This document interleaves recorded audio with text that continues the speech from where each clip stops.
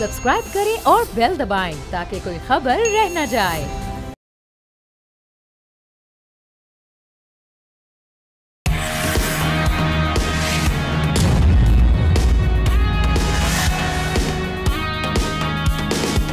अस्सलाम वालेकुम नाजरीन, आप देख रहे हैं न्यूज़ पंच। मैं हूं आमना खटाना। आगाज में बात करेंगे पहलगाम में फॉल्स फ्लैग हमले के फौरन बाद इस वक्त क्या सिचुएशन है। भारत ने बगैर किसी सबूत और शवाहिद के फौरन ही पाकिस्तान पर ना सिर्फ इल्ज़ाम तराशी शुरू कर दी बल्कि फौरी तौर पर सख्त इकदाम का ऐलान करके जंग का माहौल बनाना शुरू कर दिया, जिससे लगता है कि सब कुछ पहले से तयशुदा मंसूबा था। भारत ने सिंध तास मुआहिदा मुअत्तल कर दिया, जो बैनुल अक़वामी कवानीन के मुताबिक एक तरफा तौर पर ख़त्म नहीं किया जा सकता। अटारी और वाहगा बॉर्डर बंद कर दिए गए। नई दिल्ली में पाकिस्तानी हाई कमीशन को बंद करने और इस्लामाबाद से अपने सिफारतकारों की वापसी की तैयारियां शुरू कर दी गई हैं। ऐसा करके हालात को जानबूझकर कशीदा करने की कोशिश की जा रही है, बिल्कुल उसी तरह जैसे 2000 में हुआ था, जब अमरीकी सदर बिल क्लिंटन के दौरे के मौके पर हमने देखा कि 35 सिखों को कत्ल करके इल्ज़ाम उस वक्त कश्मीरियों पर लगा दिया गया। अब भी अमरीकी नायब सदर के दौरे के मौके पर पहलगाम फॉल्स फ्लैग ऑपरेशन करके दुनिया को गुमराह करने की कोशिश की जा रही है। ये वाक़यात दरअसल उस प्रोपेगेंडे का हिस्सा लगते हैं जिसका मकसद मकबूजा कश्मीर में बिगड़ती सिक्योरिटी सूरत हाल से आलमी तवज्जो हटाना और कश्मीरियों की आवाज़ को दबाना है।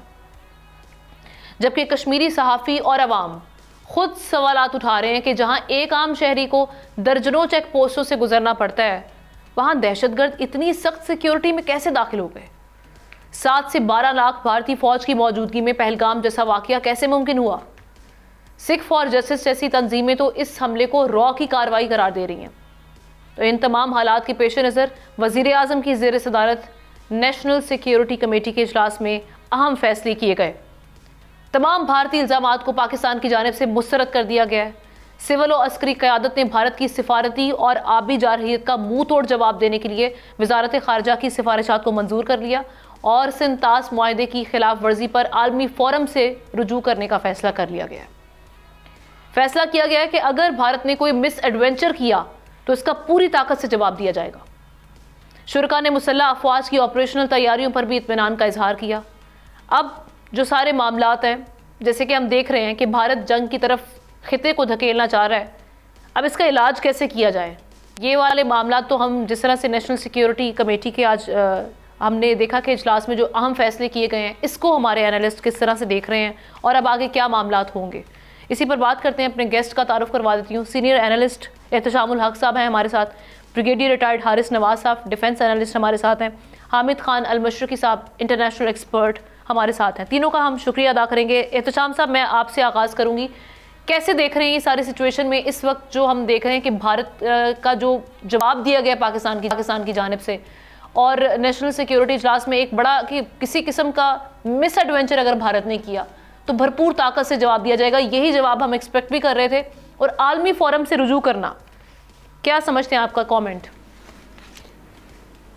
देखिए, हम ना इस मीटिंग से पहले आमतौर पे लोग तवक्को कर रहे थे, स्पेकुलेट कर रहे थे कि जी जिस तरह भारत ने इंतहाई गैर जिम्मेदाराना रिस्पांस दिया, शायद पाकिस्तान भी ऐसा ही करेगा। शिमला मुआहिदा जो है ना एक तरफा तौर पे ख़त्म कर देगा, लाहौर डिक्लेरेशन को ख़त्म कर देगा। लेकिन आपने देखा हमारी मीटिंग, हमारा जवाब कितना बेफिक्र रिस्पांस आया है, और ये कि जी हमारी इंटेग्रिटी सॉवरेनिटी को जो चैलेंज करेगा हम किसी सूरत में उसको माफ़ नहीं करेंगे, और ये कि सिंध तास मुआहिदा 2 तरफ़ा मुआहिदा है, ये लेके जाएंगे वर्ल्ड बैंक, बाकी जितने इंटरनेशनल अदारे हैं, even international court of justice में भी मामला ले जाया जा सकता है, और ये कि बुली हम नहीं होंगे, बुली नहीं होंगे। एक ये भी बड़ा अहम फैसला है कि भारत के साथ जो भी 2 तरफ़ा मुआहिदे हैं, पाकिस्तान अब उनको मुअत्तल करने पर गौर कर रहा है। शिमला मुआहिदा भी उसमें शामिल है। इसके अलावा तमाम भारतीय ट्रांजिट मुअत्तल कर दिए गए हैं, और साथ ही साथ जो वीज़ा स्कीम के तहत जा रही भारतीय सार्क वीज़े हैं वो मनसूख किए जा रहे हैं, सिवाय सिख यात्रियों के। तो आप ये जो पाकिस्तान की जानिब से जो अब जवाबी इक़दाम किए जा रहे हैं, इसके रेपरकशंस आप क्या देख रहे हैं? इसके बाद भारत को ब्रेक लगेगी आगे बढ़ने से? देखिए, भारत को ब्रेक तो नहीं लगेगी। जो उन्होंने अपनी जिसको कहते हैं अपनी पब्लिक ओपिनियन को बनाना शुरू किया हुआ है, जिस तरीके से एक जंग का माहौल बनाया हुआ है, उनको लग रहा है मोदी को और उनके बाकी साथियों को कि हमारे पास एक ही रवैया रह गया, एक ही ऑप्शन है कि पाकिस्तान के ख़िलाफ़ इस तरह बात करके तीसरा इलेक्शन भी जीत लिया है। अगर मार्जिनल इलेक्शन जीता है इन्होंने, बीजेपी ने, यही वो करते रहेंगे। دیکھیں جتنا بفٹنگ رسپانس ہماری طرف سے آیا ہے, جتنا ذمہ دارانہ جواب آیا ہے, میرا خیال ہے ساری دنیا اس کو سراہ رہی ہے. ہم ہر انٹرنیشنل سطح پہ, ہر فورم پہ سنتاس منصوبوں کو لے کے جائیں گے, بھارت کی سفارتکاری کا جواب بڑے بھرپور طریقے سے دیں گے, اور بندے جس طرح وہ فارغ کر رہے ہیں یہاں سے بھی اسی طرح کیا جائے گا. اب بڑا سوال یہی کہ یہ معاملہ کہاں جا کے رکے گا. اچھی بات ہے آمنہ, شام تک کی جو اطلاعات اب تک کی یہی ہے کہ ساری دنیا کے بڑے بڑے کیپٹل تب میں یہ باتیں پہنچنا شروع ہو گئی ہیں, اور دنیا نے کہنا شروع کر دیا کہ فالس فلیگ آپریشن ہے. آپ دیکھ لیں نیو یارک کا ایک تھنک ٹینک جو ہے نا, اس نے بھی کہہ دیا 10 گھنٹے کے بعد, یہ خود انہوں نے کروایا. وہی جو 95 میں کیا تھا انہوں نے, فرعون گروپ نے جو حملہ کیا تھا, اس کو بھی امریکیوں نے کہا تھا یہ فالس فلیگ آپریشن ہے. تو اب سوال یہ ہے کہ ہندوستان باوجود اس کے منہ کی کھانی پڑتی ہے, اور یہ ان کا جو گودی اور بودی میڈیا, فاسسٹ میڈیا, جس طریقے سے وہ سال لے کے چل پڑا معاملے کو. اور مجھے تو افسوس اس بات کا آمنہ کہ میں اگلے دن سن رہا تھا ان کے ایک انالسٹ, انڈین انالسٹ نے جو بات کی, انہوں نے کہا جی یہ سب کچھ ہندوستان نے اس لیے کیا ہے کہ general Asif Munir army chief نے چند دن پہلے جو بات کی تھی ہندوستان کے بارے میں اور فلسطین کے بارے میں, یہ اس کا جواب ہے. اب مجھے بتائیں یہ کوئی بات سمجھنے والی ہے کہ آپ اپنے طور پہ خود ہی مان رہے ہیں کہ بھی ہم نے خود یہ کروایا. تو میرا خیال ہے اچھی بات یہ ہے کہ یہاں پہ جتنے سفارتکار بڑے بڑے بیٹھے ہوئے ہیں وہ پاکستان کے جواب پہ بڑی تسلی کا اظہار کر رہے ہیں. وہ کہہ رہے ہیں کہ پاکستان جتنا ذمہ دارانہ طریقے سے انٹرنیشنل کمیونٹی کو ساتھ لے کے چل رہا ہے, ہندوستان کو اس طرح فالو کرنا چاہیے. علیحدہ بات ہے کہ کھل کے بات نہیں کرتے. تو میرا خیال ہے ہمارے لیے تو بہت ہی اچھا ہے. ہمارا میڈیا دیکھ لیں, ان کا میڈیا دیکھ لیں, اتنا جھوٹ بولا جا رہا ہے, اتنا فاشزم کا اظہار اس میڈیا کی انڈیا ہندوستان سے کیا جا رہا ہے کہ جس کا کہتے ہیں علمان حفیظ والی بات ہو رہی ہے. تو میرا خیال ہے ہمارا جو آبجیکٹو تھا اچیو ہو گیا کہ ہم اپنی انٹیگریٹی اور سوورنٹی پہ کوئی کمپرومائز نہیں کریں گے. ہماری جو اسٹرائک کور ہیں ساری کی ساری, ان کو الرٹ کر دیا گیا ہے کہ ہندوستان کی طرف سے اگر کوئی مس ایڈونچر ہوتا ہے تو اس کا بھرپور جواب دیا جائے گا. بالکل ٹھیک ہے, جو جواب دیا جانا چاہیے تھا آج وہ اسی طریقے سے جواب دیا گیا. بریگیڈیئر صاحب آپ کی جانب آؤں گی. حارث صاحب آپ کیسے دیکھ رہے ہیں ابھی جو فضائی حدود بھی ہیں, ان جو فیصلے کیے گئے ہیں بھارت کے لیے, بھارتی ایئر لائنس کے لیے, وہ بھی فوری طور پر بند کیے جائیں گے. اس کے علاوہ جو ہماری تجارتی سرگرمی ہیں ان کو بھی ختم کر دیا جائے گا, معطل کر دیا جائے گا. اب آپ کس طرح سے دیکھ رہے ہیں ان معاملات کو؟ ایک جانب بھارت کی جانب سے کل ایک گیدڑ بھبکی جس سے کہا جا رہا ہے کہ یک طرفہ طور پر آپ یہ معاہدہ ختم نہیں کر سکتے, سنتاس معاہدہ, اور دوسری جانب اگر آپ یہ پریکٹس سیٹ کرتے ہیں تو یہاں سے بھارت کو بھی خطرہ ہے کہ چائنا بھی جو برما پتر دریا ہے اس کا پانی روکنے کے لیے اس کو جواز بنا سکتا ہے. تو کیا بھارت آگے مزید بڑھے گا؟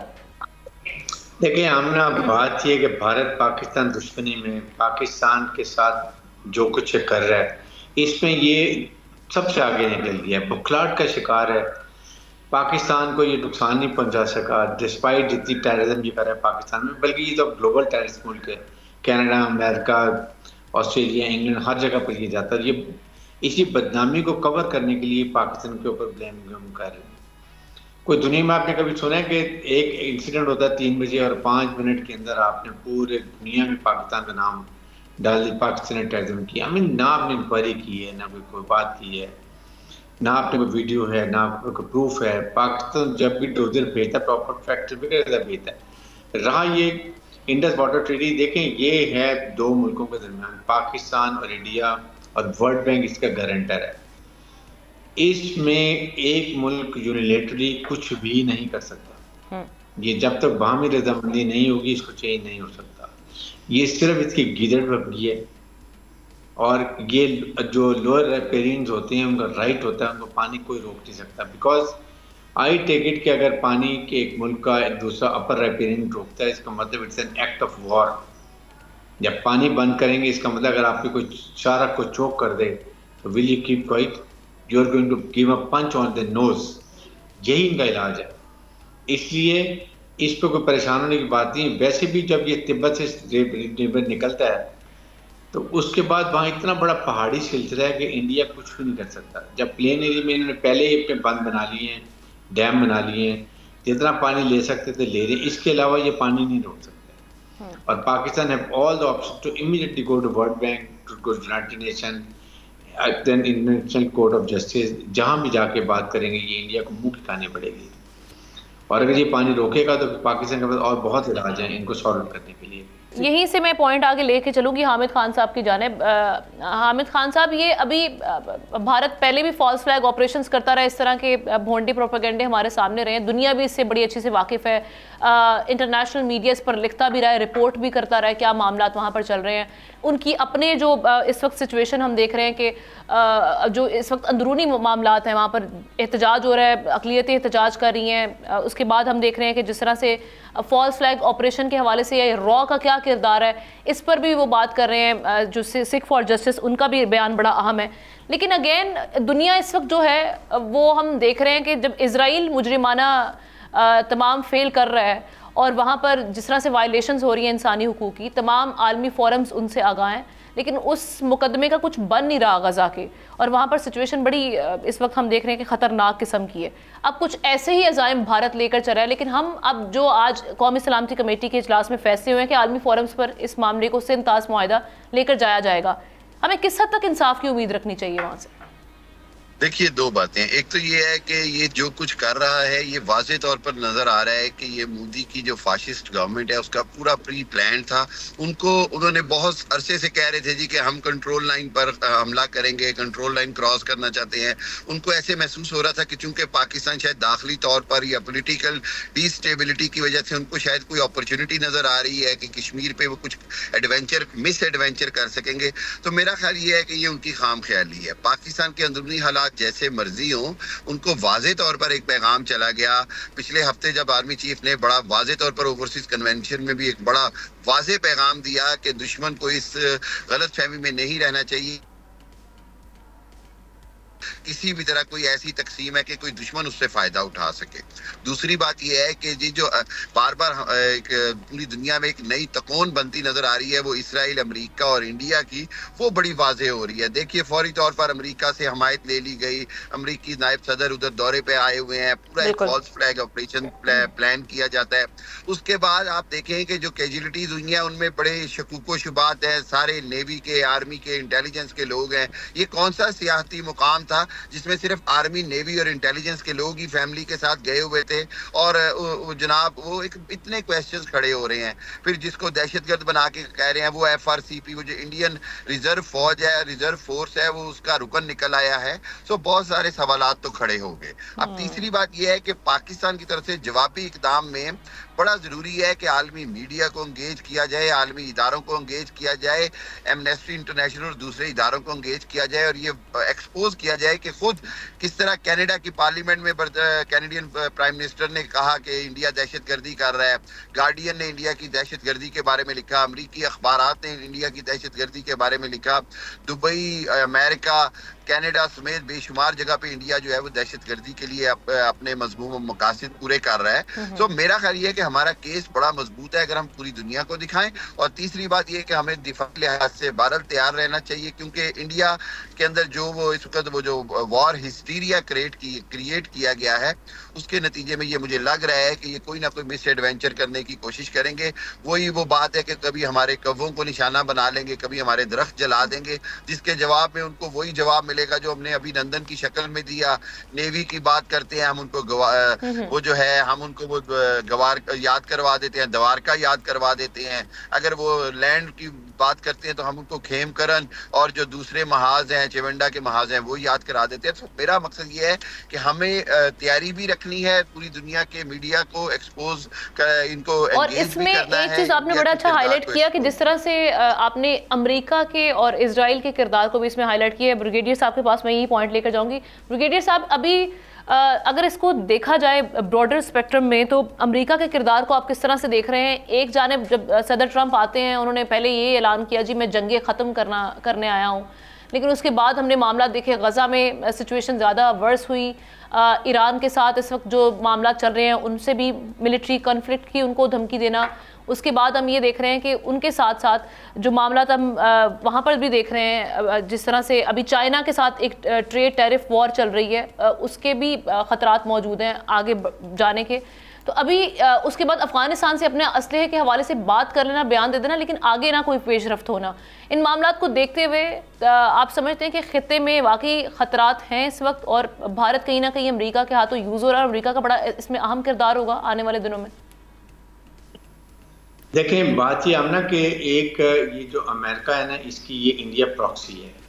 دے آر مس یوزنگ انڈیا, یہ اس کو ہر چیز میں استعمال کرے. اگر آپ دیکھیں تو وہ اس میں آپ وہ اس کو چائنا کے خلاف استعمال کرتے ہیں، پاکستان کے خلاف بلوچستان میں، پھر اس کے بعد بدامنی میں، ٹیررزم میں، انڈیا کو، امریکن کو سب پتہ ہے۔ پرابلم یہ کہ امریکن جو ہیں وہ پاکستان کے ساتھ دوستی کو انڈیا کے پرزم سے دیکھتے ہیں، جو کہ بہت ہی انفیئر ہے۔ ہم ان کو بہت اچھا دوست سمجھتے ہیں، ہمارے سے بڑے دیرینہ تعلقات ہیں، اور اس لیے ہم چاہتے ہیں کہ امریکہ سے ہمارے اسی طرح تعلقات رہیں اور بہت اچھے رہیں، بیکاز ان پاور پالیٹکس میں آپ ہر ملک سے اچھے تعلقات چاہتے ہیں۔ یو ڈونٹ وانٹ کہ آپ سارے ایگ جو ایک باسکٹ میں ڈال لیں، بلکہ you should have different baskets. لیکن امریکہ کو چاہیے کہ ہم انڈیا کو نکیل ڈالیں۔ انڈیا کو، امریکہ کو بہت بدنام کر رہے ہیں، وہ ان کو ڈیلیور نہیں کر سکتے، نہ ساؤتھ چائنا سی میں، نہ یہ چائنا کا مقابلہ کر سکتے ہیں۔ اور پاکستان کا ان کو پتہ ہے کہ جو پاکستان میں بدنامی پھیلا رہے ہیں، ٹیررزم کر رہے ہیں، پاکستان نے تمام ثبوت امریکنس کو دیے ہیں، جس طرح B L A, B N A, Majeed بغیر، یہ ٹی ٹی پی کو سب قابل ایمبیسی سے سپورٹ کرتے ہیں، اوپن ہی کہتے ہیں، دیر از نو ڈاؤٹ اباؤٹ اٹ۔ تو اب وقت آ گیا کہ پاکستان کو امریکہ سے کھل کے بات کرنی چاہیے، اور ساتھ ہی ساتھ اور جو خطے کے جو ممالک ہیں ان کے ساتھ انگیجمنٹس بڑھانی چاہیے، وہ سب سے زیادہ ضروری ہے۔ میں اسی کی بات کرنے لگا تھا کہ دیکھیں، بات یہ کہ اس وقت آپ کے خطے میں رشیا اور چائنا، یہ دو ممالک ہیں جو بہت ہی پرماننٹ ممبرز بھی ہیں یونائٹڈ نیشنز کے، ان کے پاس ویٹو پاور بھی ہے، اور نمبر 3 کے یہ ہمارے ایٹمی ممالک بھی اور ہمارے خطے میں ہے۔ ہمیں ایران، رشیا، چائنا، ان سب کو بتانا ہے، اسپیشلی خاص طور پہ، کہ یہ اگر اس خطے میں لڑائی ہوتی ہے تو اس کی آگ کی لپیٹ میں یہ پورا ریجن آ جائے گا۔ دے آر 2 نیوکلیر پاورز، اور نمبر 2 اس کے فالوور جو ہے دنیا میں بھی جا سکتے، گلوبلی بھی اس کا افیکٹ ہو سکتا ہے۔ اس لیے ابھی ٹائم ہے کہ ہم اپنے اسلامک ممالک کو، ترکی کو، ایران کو، اور پھر رشیا، چائنا کو، ان لوگوں کو بتائیں کہ یہ کیا ہو سکتا ہے، اس کے لیے تاکہ ہم ان کو کانفیڈنس میں لے لیں۔ ساتھ ہی ساتھ جو کانفرنس ابھی ہو رہی تھی اس میں بھی ہمیں یہ بتانا، ہم نے بتانا ہے اور بتائیں گے، بڑی سخت اسٹیٹمنٹ ہوگی جس میں یہ کہا جائے گا کہ جی انڈیا کو وارن کیا جائے گا کہ don't do this water terrorism. پہلے تو آپ ملک میں، ہمارے ملک میں فائنینشیل ٹیررزم کرتے ہیں، فزیکل ٹیررزم کرتے ہیں، اب واٹر ٹیررزم، اس طرح کی چیزوں کو منع کرنے کی ضرورت ہے۔ اور آپ نے دیکھا کہ ابھی انڈین چینل کے اوپر ایک نیول آفیسر اور بیوی شور مچا رہے ہیں، ان کی پرانی تصویر نکال کے کہا جی یہ بھی مارے گئے ہیں۔ اب وہ کہہ رہے ہیں ہم زندہ ہیں، ہمیں سب سے دنیا کو بتائیں، انڈیا کو کہہ رہے ہیں بتائیں یہ حال ہے ان کا۔ دے آر سو اسٹوپڈ، ان کو مطلب اسٹیج ڈرامہ بھی کرنا نہیں آتا، ان کی کیا یہ انٹیلیجنس رہا مجھے بتائیے۔ اسی لیے آئی ایس آئی سے ان کی دن رات نیندیں اڑتی ہیں، دنیا میں نمبر 1 انٹیلیجنس یہ ہے ہماری آئی ایس آئی، کہ وہ بہت ہی مٹیکولس ان چیزوں میں نہیں پڑھتے ہیں، وہ اپنا پروفیشنل کام کرتے ہیں، ان کا کام ہے صرف یہی کام کریں۔ تو میرے خیال میں وقت آ گیا ہے کہ پاکستان دو ٹوک جواب دے۔ بالکل ایسے ہی جیسے کہ قومی سلامتی کمیٹی کے اجلاس میں آج جواب بھی دیا گیا کہ کسی بھی مس ایڈونچر کا بھرپور طاقت سے جواب دیا جائے گا بھارت کی جانب سے اگر کوئی مس ایڈونچر کیا جاتا ہے۔ Thank you so much brigadier retired Haris Nawaz صاحب، حامد خان المشرقی صاحب، شام صاحب ساتھ ہی رہیں گے۔ ایک بریک لیتے ہیں، بریک کے بعد دیگر اہم ٹاپکس ان پر ہم ڈسکس کریں گے۔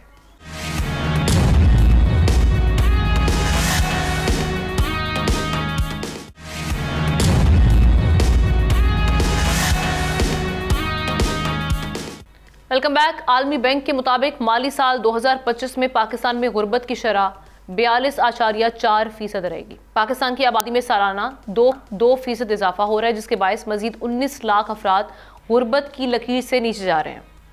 ورلڈ بینک کے poverty and equity brief note میں یہ کہا گیا ہے کہ معاشی ترقی کی موجودہ شرح 2.6% ہے، جو غربت میں کمی کے لیے ناکافی ہے۔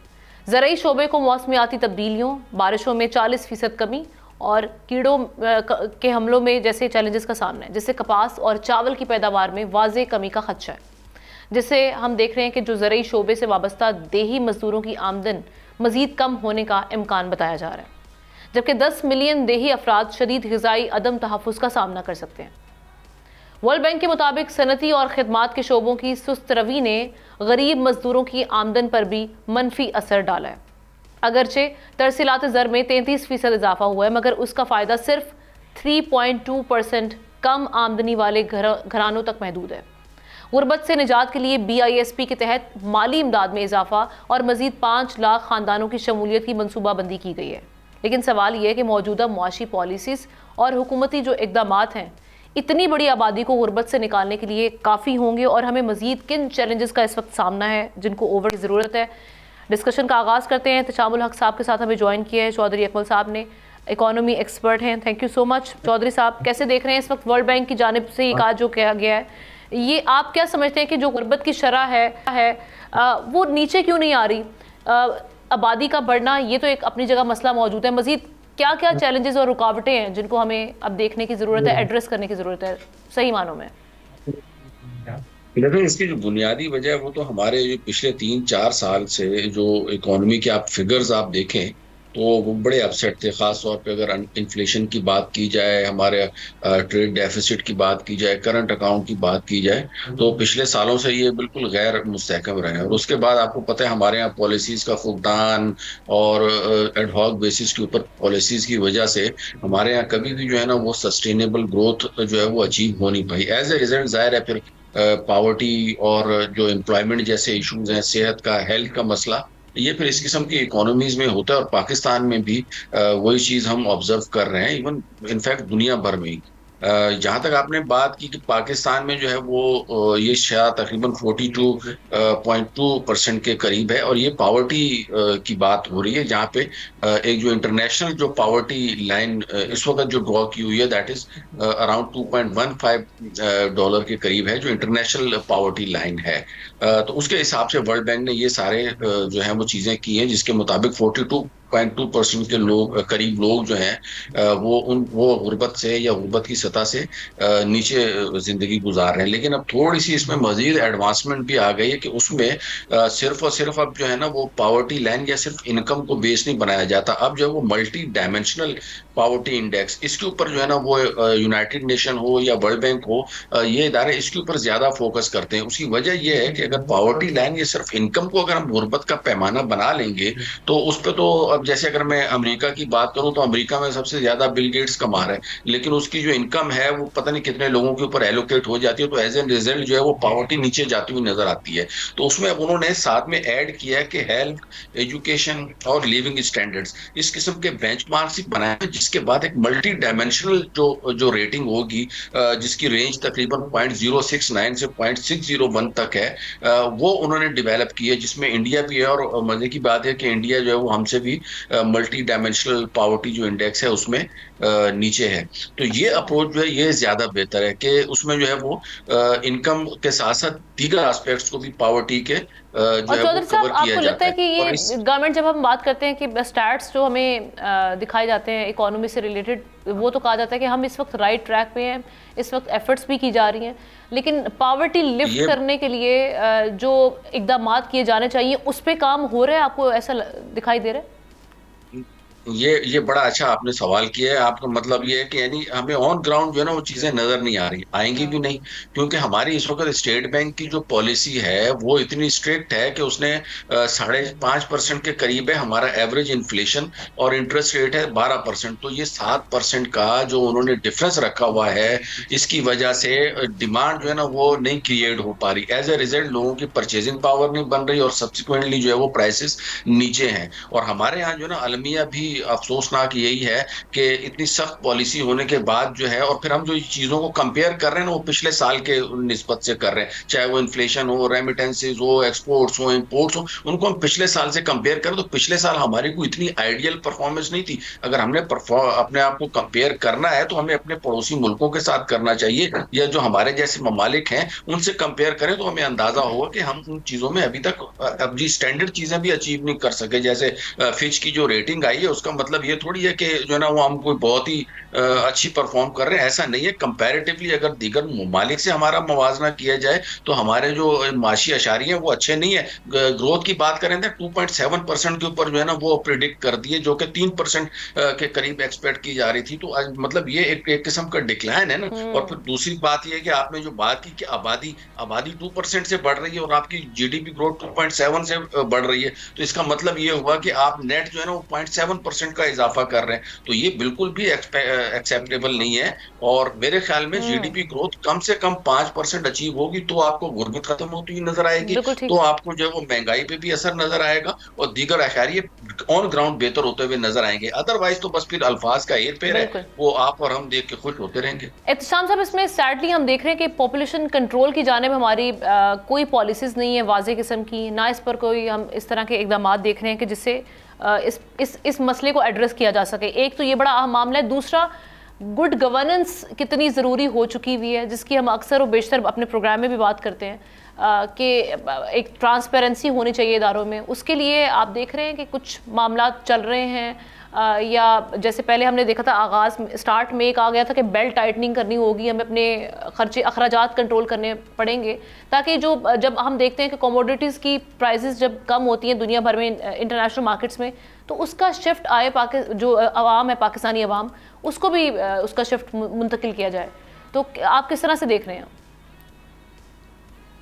آپ نہ دیکھیں یہ جو بات ہو رہی ہے نا پاپولیشن گروتھ کی، ابھی جوئی صاحب بھی بات کر رہے تھے 2%، اب لیٹسٹ فگر جو آ رہے ہیں وہ 2.5 سے 3.25% جو ہے نا ہمارا گروتھ ریٹ ہے پاپولیشن کا. کہا جا رہا ہے کہ 180 ممالک میں صرف 4 یا 5 ملک ہیں جن میں ہم بھی شامل ہیں جہاں پہ انابیٹڈ بالکل کمی نہیں بلکہ بڑھوتی ہوتی چلی جا رہی ہے آبادی کے پھیلاؤ میں.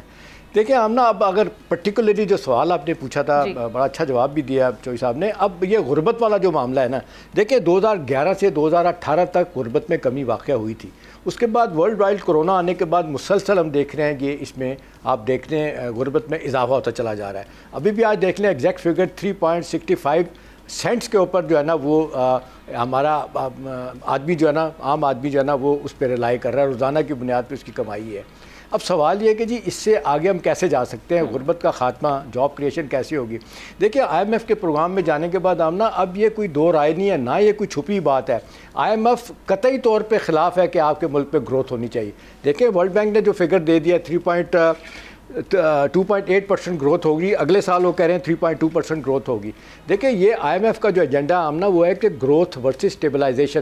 وہ کہتے ہیں گروتھ کو بھول جائیں، آپ اسٹیبلائزیشن کریں، اپنی بیلٹ ٹائٹننگ کریں، آسٹریٹی میجر لے کے آئیں اور اپنے خرچے کم کرتے چلے جائیں. دیکھیں جب آپ پیسہ نہیں خرچ کریں گے، جاب اس وقت ہوں گے جب فیکٹری لگیں گی، مل لگیں گی، لوگ باہر سے پیسہ لے کے آئیں گے. وہ بالکل نہیں ہو رہا. نتیجتاً آبادی تیزی سے بڑھ رہی ہے، جاب سکڑتے چلے جا رہے ہیں، اور پر ڈے $3.5 پہ بندہ جب سسٹین کرے گا تو مجھے بتائیں غربت کہاں سے کہاں چلی جائے گی. یہ تو 42% ہے اپنے. جی چودھری صاحب. جی میں سر احتشام صاحب میں عرض یہ کر رہا ہوں کہ اس وقت جو IMF جو چاہ رہے ہیں نا ہم سے، دیکھیں یہی اتنی ٹائٹ مانیٹری پالیسی ہے کہ جس کے بعد وہ انفلیشن جو ہے نا اب ہمارے پاس پوائنٹس میں آ گئی ہے. آپ اس چیز کو تھوڑا سا میں بتاتا چلوں کہ اگر انفلیشن نہیں ہوگی نا تو مارکیٹ میں ایکٹیویٹی نہیں ہوگی. یہی تو وجہ ہے کہ لوگ بینکوں میں پیسہ رکھوا رہے ہیں کہ بھائی اگر کوئی چیز ہے اس میں اضافہ نہیں ہو رہا تو کوئی کیوں بزنس کرے گا، کوئی کیوں انویسٹ کرے گا. تو انفلیشن اپنی جگہ پہ ضروری ہے، ایک سرٹن یہی دیکھیں نا ہمارے یہاں تو بیچ کا راستہ ہی نہیں ہے چوئی صاحب. یا تو ہمارے یہاں وہ کہتے ہیں اسٹیگفلیشن ہے، اسٹیگفلیشن ہے، وہ کہتے ہیں کہ جی اتنی مہنگائی ہو جائے گی کہ آپ کو پتہ نہیں چلے گا. یا آپ دیکھ لیں کہ 1% سے زیادہ 1% سے کم ہوگی ہماری جس کو کہتے ہیں انفلیشن. اب کہا جا رہا ہے کہ اگلے 2 مہینوں میں پھر یہ 3 سے 4% ہو جائے گی. دیکھیں یہ کوئی چوئی صاحب پیمانہ ہمارے یہاں آپس کی بات ہے، کوئی صحیح نہیں رکھتا. جی ڈی پی گروتھ نہیں ہو رہی نا، دوسری طرف آبادی بڑھتی جا رہی ہے، تو دونوں چیزوں کو بیلنس لے کے چلنا پڑتا ہے صاحب. آخری بات آپ نا، آخری بات آپ کو بتاؤں جس کی طرف چوئی صاحب نے بھی اشارہ کیا ہے، وہ دیکھیں ہندوستان کی ایک میں رپورٹ کل دیکھ رہا تھا، اس میں وہاں پہ دکھایا انہوں نے کہ ایک PN کے جاب کے لیے ہزاروں لوگ ہیں جو PhD بھی ہیں اور بڑی بڑی پڑھائیاں کی ہیں، انہوں نے اپلائی کیا ایک PN کے جاب کے لیے جہاں پہ 20,000 PN بھرتی کرنے انہوں نے. تو وہاں کا تو اپنا رونا ہے. ہمارا رونا صرف یہی ہے کہ ہمارے جو جس طریقے سے اسٹرکچرل ریفارم ہونی چاہیے وہ نہیں ہو رہی. میکرو اکنامک اسٹیبلائزیشن جس طرح ہونی چاہیے اس طرح نہیں ہو رہی. ایفرٹ ہو رہے ہیں جہاں دکھائی نہیں دے رہے. تھینک یو سو مچ احتشام الحق صاحب. چودھری اکمل صاحب ہمارے ساتھ موجود تھے اس سیگمنٹ میں بات کرنے کے لیے. ایک بریک کے بعد واپس آئیں گے.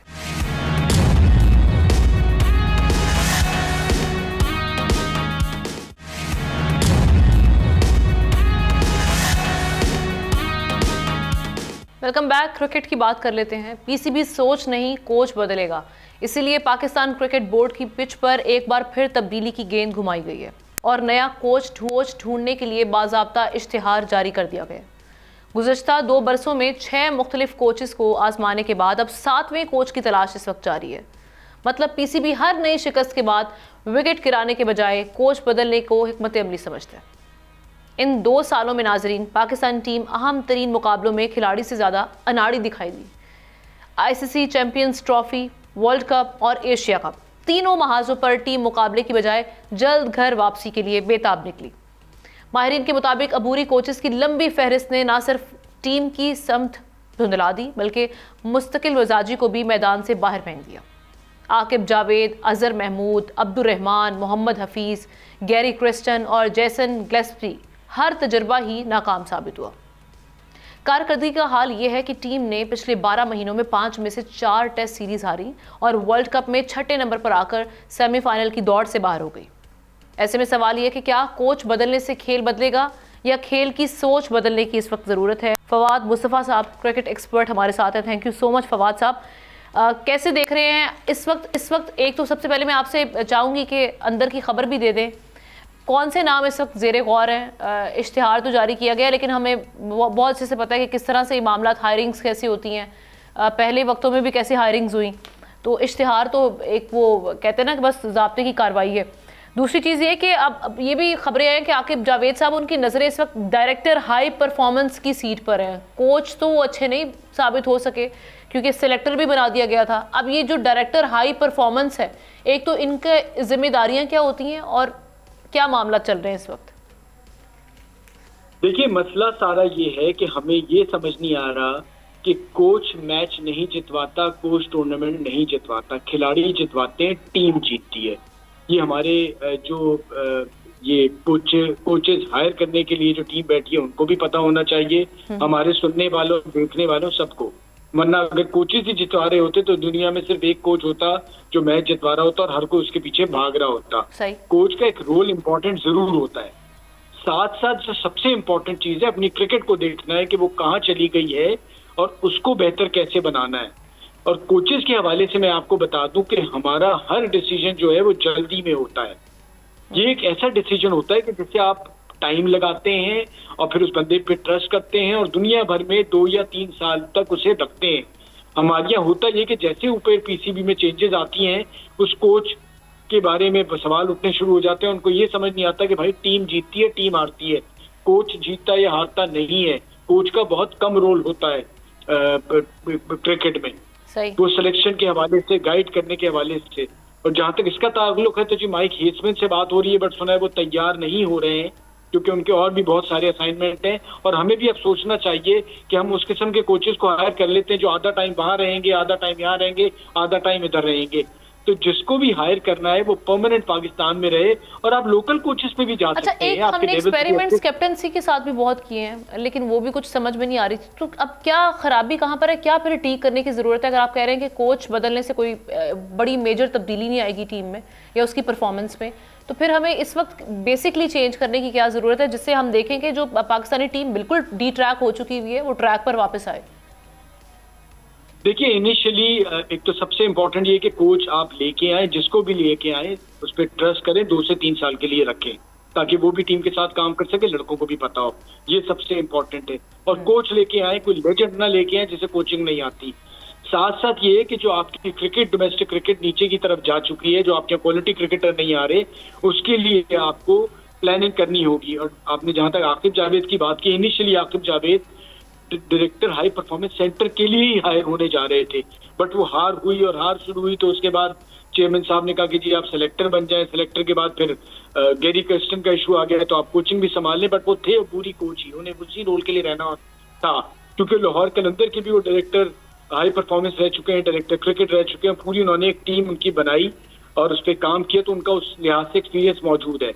तो ये सब डिसाइडेड था उसके बेसिस और ये आकिब जावेद साहब खुद दिल बर्दाश्त हो कि उन्होंने रिजाइन किया या उन पे एक प्रेशर था जो परफॉर्मेंस की वजह से? नहीं, मैं आपको बता देता हूँ इनका सफर कोचिंग का था ही नहीं। ये चेयरमैन साहब की रिक्वेस्ट थी। तभी देखिए अबूरी लिखा हुआ आ रहा था, ना उन्हें फायर किया गया है ना कुछ। तो अब इंटरिम कोच का मकसद यही था कि वो कभी भी परमानेंट कोच नहीं थे। फिर इनिशियली ये तय हुआ कि जी ऑस्ट्रेलिया तक चले जाएं, फिर साउथ अफ्रीका तक चले जाएं, जैसे चला गया तो आखिर में कहा कि जी चलें अब आप चैंपियंस ट्रॉफी निपटा दें, उसके बाद ही हम हायरिंग करेंगे। तो इनका सफर वैसे भी चैंपियंस ट्रॉफी तक था और उन्हें اکیڈمیز میں ہی آنا تھا, اکیڈمیز میں کام کرنا تھا, لڑکوں کے ساتھ کام کرنا تھا, آل اوور دا کنٹری جو کوچنگ کا اسٹرکچر ہے اس کو بہتر بنانا تھا, جس کا یہ آلریڈی ایکسپیرینس رکھتے ہیں. 2003 میں بھی جب اکیڈمیز بنی تھی تو انیشلی یہی آئے تھے, پھر اس کے بعد یہ UAE چلے گئے تھے, ان کی ٹیم کے ساتھ کام کیا, اس کے بعد پھر لاہور قلندر کے ساتھ آئے, ان کا سارا سیٹ اپ بنایا, تو اب یہ یہاں پر آ رہے ہیں. تو یہ ایکسپیرینس تو رکھتے ہیں, لیکن ہمیں اس چیز کو ریئلائز کرنا ہے ایز اے کرکٹ فین اور ایز اے کرکٹ بورڈ کہ جی ہماری کرکٹ اس سطح پہ آ گئی ہے جہاں ہم آخر کی 3-4 ٹیموں کے ساتھ مقابلہ کر رہے ہیں, اور اس میں ہم 2 ہی طریقے سے ان کے برابر جا سکتے ہیں. ایک ہماری لانگ ٹرم پلاننگ, ایک ہماری short term planning. Long term planning یہ ہے کہ آپ اگلے 5 سال کا پلان کر کے چلیں کہ 18-19 سال کے لڑکے جو 5 سال میں آپ کے پلیئر بن جائیں. ساتھ ساتھ یہ ہے کہ ابھی جو 20-21-22 سال کے لڑکے ہیں جو ابھی سسٹم میں موجود ہیں, ان میں سے بہتر ایک ٹیم بنائی جائے اور اس کو ٹرین کیا جائے, اور وہی آپ کی ٹیم بھی ہو کہ جو پاکستان ٹیم میں جہاں جہاں جگہ نکلتی ہے. واٹ اباؤٹ کیپٹنسی پہ اس وقت آپ کے کیا تاثرات ہیں کہ کس کو اس وقت کیپٹن ہونا چاہیے پوٹینشلی, اور کیپٹن کا رول دیکھتے ہوئے جو ابھی ہم نے دیکھا کہ پہلے انہوں نے اس میں بھی بڑے ایکسپیریمنٹس کیے ہیں, بابر, اس کے بعد پھر شاہین شاہ آفریدی, پھر بابر, اور اس کے بعد رضوان. ابھی آپ کیا سوچ رہے ہیں کہ ہونا کیا چاہیے اس سلسلے میں؟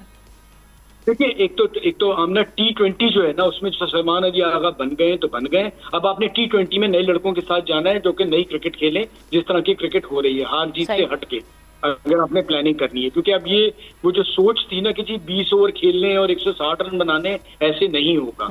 تو آپ 20 اوور کا پلان لیں, ورلڈ کپ بھی آنے والا ہے, اس کی بھی تیاری کر لیں. اسی طرح ون ڈے میں اگر آپ کے ساتھ رضوان کپتانی کر رہے ہیں تو رضوان چلتے رہیں گے. ٹیسٹ میچ میں آپ نے دیکھنا ہے, آپ کے بہت آخر میں جا کے ٹیسٹ میچ ہے کہ شان کے ساتھ ہی جانا ہے یا رضوان کو لے کے آنا ہے. تو اب آپ کو پلان کرنا ہوگا تینوں کرکٹ کی الگ. اور دوسرا میرا کہنا ہے کہ ریڈ بال کرکٹ ایک جو ایسی کرکٹ ہے کہ جس میں آپ لڑکوں کا اگر انٹرسٹ ہے تو انہیں لے کے آئیں اور جو قربانی دینے کے لیے تیار ہیں. جیمز اینڈرسن تھے, انہوں نے وائٹ بال کرکٹ چھوڑ دی تھی.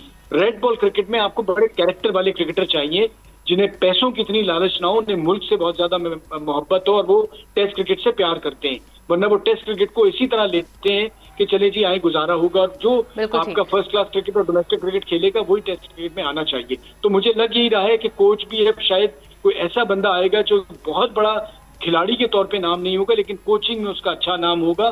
لیٹس سی کیا ہوتا ہے. چلیں, تھینک یو سو مچ فواد مصطفیٰ صاحب, بڑا اہم تجزیہ, خبر بھی کہیں نہ کہیں آپ نے شیئر کر دی کہ آپ کو لگ ایسا رہا کہ ابھی یہ والے معاملات جو ہیں وہ اس جانب جائیں گے کہ کوئی ہو سکتا ہے کہ کوئی کھلاڑی نہ ہو جو پہلے ایکس کھلاڑی رہ چکے ہیں, ایکس کرکٹر رہ چکے ہیں, لیکن ان کا کوچنگ میں تجربہ ہو. آپ کا شکریہ ادا کریں گے, اور پروگرام کے آخر میں ہم بات کریں گے غزہ کی صورتحال کی, جہاں بچے آج بھی دنیا کے ضمیر پر ایک سوالیہ نشان ہیں. ایک طرف جنگ ہے, دوسری طرف بھوک جو دونوں سے بچ جائے اس کے لیے بیماریاں, والدین سے بچھڑنے کا غم ہے, اور پہاڑ جیسی زندگی ہے. ان مصیبتوں میں پلتے یہ معصوم نہ صرف اپنی بچپن کی مسکراہٹوں اور کھلونوں سے محروم ہیں بلکہ ان کی زندگیاں بھی خطرے میں ہیں. میڈیا رپورٹس کے مطابق ہر روز کی بمباری اور بیماری سے اوسطاً 400 سے زائد فلسطینی بچے شہید یا زخمی ہو رہے ہیں. غزہ کی وزارت صحت کے مطابق اسرائیلی محاصرے نے پولیو ویکسین کی فراہمی روک دی ہے, جس سے 6 لاکھ سے زائد بچوں کی زندگیاں مفلوج ہونے کے خطرے سے دوچار ہیں. خوراک کی شدید قلت سے زندگی مزید دشوار ہو گئی ہے. UN کے مطابق شمالی غزہ میں 2 سال سے کم عمر کا ہر 3 میں سے 1 بچہ شدید غذائی قلت کا شکار ہے.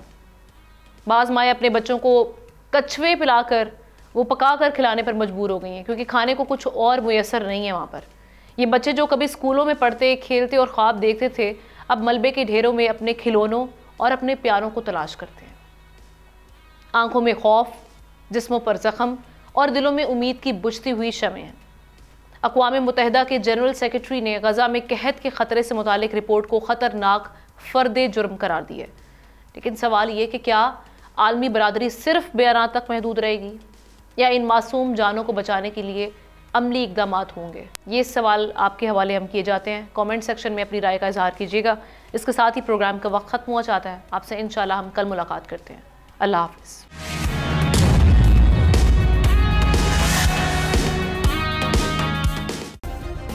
سبسکرائب کریں اور بیل دبائیں تاکہ کوئی خبر رہ نہ جائے.